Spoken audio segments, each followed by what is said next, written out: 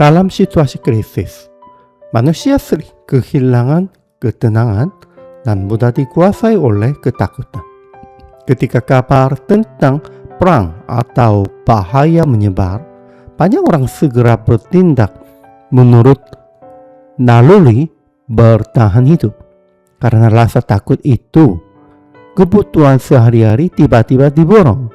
Lak-lak supermarket menjadi kosong dan kendaraan berbaris panjang di pom bensinnya. Meskipun pemerintah berusaha menenangkan masyarakat dengan mengatakan bahwa persediaan masih cukup, kata-kata itu sering tidak didengar oleh mereka yang sudah diliputi kepanikan. Ketika ketakutan menguasai hati manusia, akal sehat pun sering tidak lagi memimpin tindakan mereka. Pada pagi hari pertama sesudah hari Sabat, Maria Magdalena, Maria ibu Yakobus, dan Salome pergi ke kubur Yesus dengan membawa lempa-lempa yang telah mereka siapkan.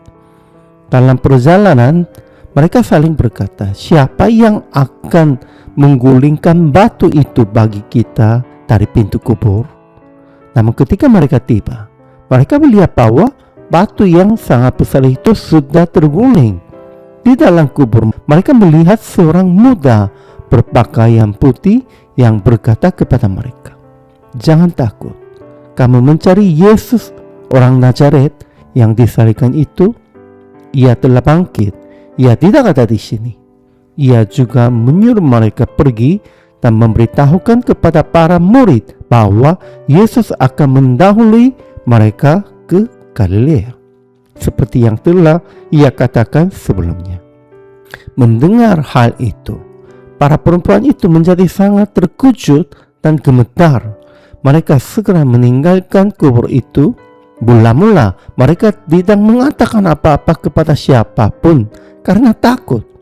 Tetapi kemudian mereka mengingat perkataan Yesus dan menyampaikan kabar itu kepada para rasul dan kepada yang lain. Para perempuan itu datang ke kubur karena kasih mereka kepada Yesus. Tetapi yang mereka bayangkan hanyalah melawat tubuhnya yang telah mati. Ketika mereka mendengar bahwa Yesus telah bangkit, kabar itu begitu melampaui pengalaman dan pemahaman manusia sehingga mereka diliputi rasa takut dan kebingungan. Bukan karena mereka tidak berani, sebab mereka berangkat pagi-pagi sekali untuk mengurapi jenazah Yesus, melainkan karena peristiwa kebangkitan itu sungguh mengejutkan bagi manusia pada waktu itu. Ada yang melampaui batas pengertian manusia, seringkali menimbulkan rasa gentar. Sekalipun kabar itu sebenarnya adalah kabar sukacita.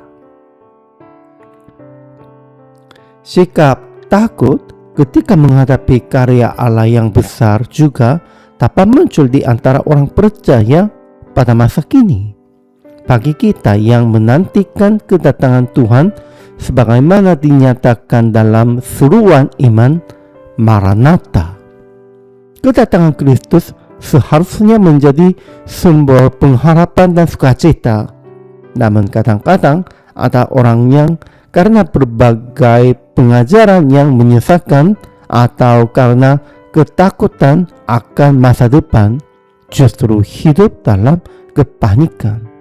Padahal kebangkitan Kristus dan janji kedatangannya kembali adalah kabar keselamatan, bukan alasan untuk hidup dalam ketakutan.